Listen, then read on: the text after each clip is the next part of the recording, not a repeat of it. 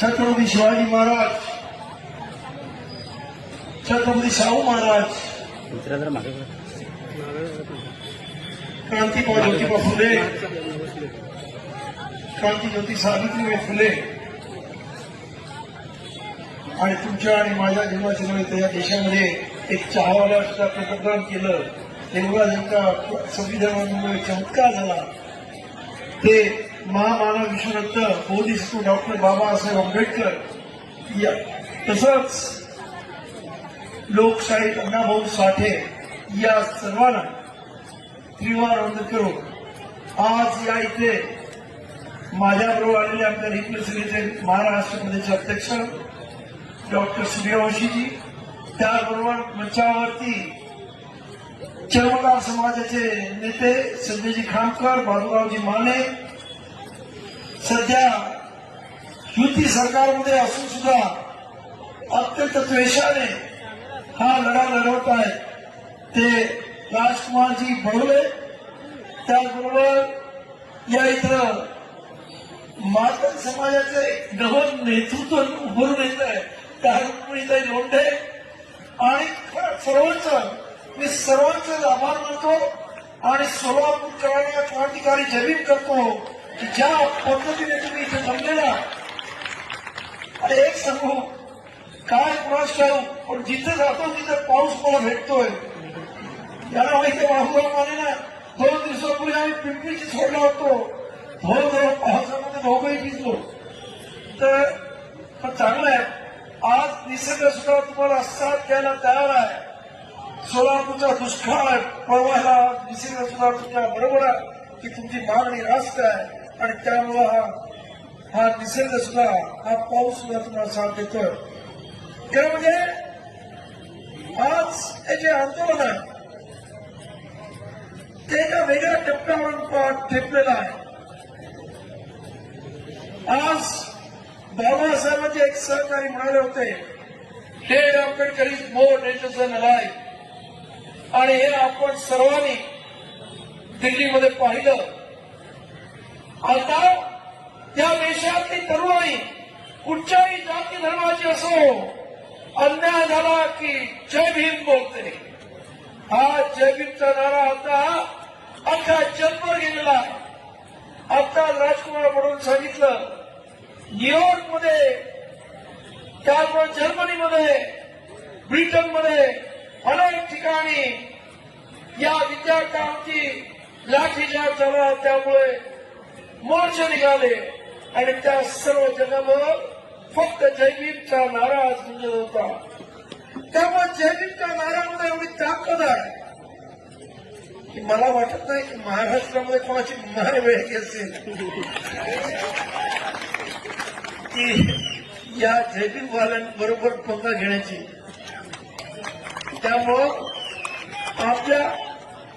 त्यामुळं मला पूर्ण खात्री आहे की आज तुम्ही एवढ्या मोठ्या संख्येने आलेला आहात. खरं म्हणजे मग अशी एक जण म्हणाले की आमचे मुख्यमंत्री विधानसभेमध्ये म्हणाले की सुप्रीम कोर्टाचा जजमेंट आहे मी लागू करू की नको. अरे जरा तुम्ही पण वकील आहात असं समजता आहात की नाही खरं माहित नाही मला पण बोललं जातं. एकदा ती जजमेंट नीट वाचून तर पहा. जजमेंट मध्ये कुठेही म्हटलं नाही की हे उपवर्गीकरण लागूच केलं पाहिजे. आणि तसं असतं तर मग तिथे युपीमध्ये लागू करून बघा ना. कारण तिथे जवळपास 30% एससी समाज आहे आणि तिथे हे उपवर्गीकरण लागू केलं तर तुमची काय खडी होईल हे लक्षात सुद्धा येणार नाही. आणि म्हणून उगाच महाराष्ट्रातल्या जनतेला फसवण्याचा प्रयत्न करू नका. तिथे स्पष्ट त्या जजमेंटमध्ये लिहिलेलं आहे की पहिल्यांदा इन्क्वायरी द्यायला हवा म्हणजे अचूक माहिती असल्याशिवाय तुम्ही हे अशा पद्धतीचा निर्णय घेऊ शकत नाही. त्याचबरोबर तुम्हाला या राज्यामध्ये हे जर उपवर्गीकरण करायचं असेल तर त्याचा राजकीय फायदा घेण्यासाठी उपवर्गीकरण करू नका असा स्पष्ट आदेश आहे. आणि तुम्ही हे पूर्णपणे राजकीय राजकारण करण्याचा प्रयत्न करताय.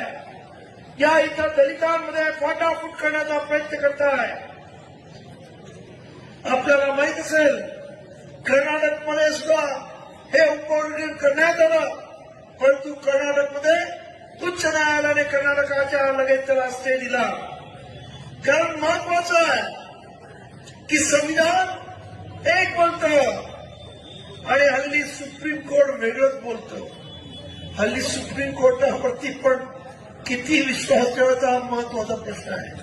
कारण 2004 मध्ये इविचनिया वर्सेस आंध्र प्रदेश अशी एक कोर्टामध्ये सुप्रीम कोर्टामध्ये केस आली. 5 जणांचं बेंच होतं आणि त्याने स्पष्ट सांगितलं की हे अनुसूचित जाती हा एक असं होमोजिनियस घटक आहे, याच्यामध्ये तुम्हाला उपवर्गीकरण करता येणार नाही. त्याचबरोबर याच केसमध्ये ज्या केसमुळे दलवीर वर्सेस पंजाब स्टेट याच्यामध्ये 2010 मध्ये पंजाबच्या हायकोर्टाने सुद्धा सांगितलं की उपवर्गीकरण करता येणार नाही. मग हे 7 जण काय अति विद्वान होते का सुप्रीम कोर्टातले? कारण आपल्याला माहिती आहे 2014 नंतर सुप्रीम कोर्ट सुप्रीम राहिलं की नाही हा महत्वाचा प्रश्न आहे. आणि त्यामुळेच आपण पाहिलं की या देशामध्ये ना संसद सुप्रीम आहे ना संविधान सुप्रीम आहे. या देशामध्ये जनता सुप्रीम आहे. हे दिल्लीमध्ये दाखवून दिलं की जनतेने ठरवलं तर प्रधानमंत्री सुद्धा राजीनामा देतो. प्रधानमंत्री म्हणजे कोण? धर्मेंद्र प्रधान. तुम्ही नरेंद्र मोदी समजू नका, त्याला द्यावा लागेल तो वेगळा प्रश्न आहे. परंतु म्हणतो तर त्यामुळं या देशातली जनता सुप्रीम आहे. ही देशातली जनता जे ठरवेल ते फायनल होतं आणि त्यामुळं अनुसूचित जातीतल्या या जनतेने ठरवलेलं आम्हाला उपवर्गीकरण नको आहे. एकोणचा जाती एकत्र येऊन इथे उपवर्गीकरणाविरोधात ताकदीने उभे राहतात. अख्ख्या महाराष्ट्रभर परभणी असो, जालना असो, लातूर असो, मुंबई असो प्रचंड मोर्चे निघतायत. आणि तरी सुद्धा तुम्हाला विषयाची परीक्षा घ्यायची असेल प्रयत्न करून बघा. तुम्हाला तुमची खुर्ची जर अप्रिय झाली असेल तर फडणवीस नक्कीच करा. जनता काय करते ते तुम्हाला समजेल. कारण जनतेची ताकद काय आहे हे दिल्लीमध्ये दाखवून दिलेलं आहे. आता कोणी तुम्हाला घाबरत नाही. पोलीस, सीबीआय, ईडी अजून वेगवेगळ्या तुमच्या पोलीस यंत्रणा याच्यामुळे घाबरण्याचे दिवस गेले. कोणाने दाखवून दिलं तुमचं आयटी सेलच्या पुढं या तरुण पोरांचं आयटी सेल कितीतरी पटीनं मोठं होतं आणि त्यामुळं तुमचं आयटी सेल कुठं व्हावलं तेच कळलं नाही. त्यामुळं आता लोकांची पगार घेण्याचा जो विचार तुमच्याकडे आहे की आम्ही काही करू शकतो, आमच्या मनात येईल ते करू शकतो आणि या देशामध्ये जे पाहिजे ते आमच्या मनासारखं होईल, आता तसं राहिलेलं नाही. परिस्थिती बदललेली आहे. त्यामुळं मुख्यमंत्र्यांना माझं सांगणं आहे की जनतेचा एकंदरीत कल पहा, जनतेची एकंदरीत इच्छाशक्ती पहा. जनतेला हे उपवर्गीकरण तुम्ही लादण्याचा प्रयत्न करू नका. तुम्हाला तुमचा बोलणीचा जरी कोणी सांगत असेल आता त्याचे ऐकण्याचे दिवस संपले. तर आता या देशामध्ये खऱ्या अर्थानं संविधानाचं राज्य आलंय. या देशामध्ये खऱ्या अर्थानं भीमाचं राज्य आलंय. अप्रत्यक्ष पद्धतीनं आता या देशामध्ये भीमाची लोक आता म्हणजे फक्त एका जाती धर्माची राहिली नाही तर सर्व जाती धर्माची जिथे जिथे अन्याय आहे तिथे तिथे भीमाची लेकरं, मग ती सर्व जाती धर्माची कुठली असते ती सर्व आता एकत्र यायला वाटलेली आहे. आणि हा मोठा वैचारिक विजय आहे. आज ही मंडळी प्रयत्न करत आहे की या मनुवादाचे विचार परत या देशावर थोपवण्याचे, परंतु आता हा विज्ञानवादी जगापुढे हे जुनं पुराण त्यांचं कर्मधरित्री असणारं विज्ञान आता टिकणार नाही आहे. आता लोक नव्या नव्या संशोधनाचं आणि नव्या नव्या विचारांचे पाठीराखी झालेल्या आहेत. त्या देशामध्ये सुद्धा अत्यंत मोठ्या संख्येने विज्ञानाची कास जाणारी लोक आणि तरुण पिढी झालेली आहे. त्यामुळे तुम्ही किती प्रयत्न केला की बाबासाहेबांनी फिरवलेलं हे चक्र, जे या देशामध्ये पहिल्यांदा लोकशाहीचं चक्र फिरवलं, ते उलट फिरवण्याचा प्रयत्न केला. परत एकदा हे परिवर्तनाचं चक्र फिरवण्याचा उलटा तुम्ही प्रयत्न करत असाल तर तुम्ही यशस्वी होऊ शकणार नाही. लक्षात घ्या. या इथं आज संपूर्ण 59 जाती ज्या पद्धतीने एकत्र आलेल्या आहेत त्यामध्ये खरं मी आपल्या सर्वांना धन्यवाद देतो.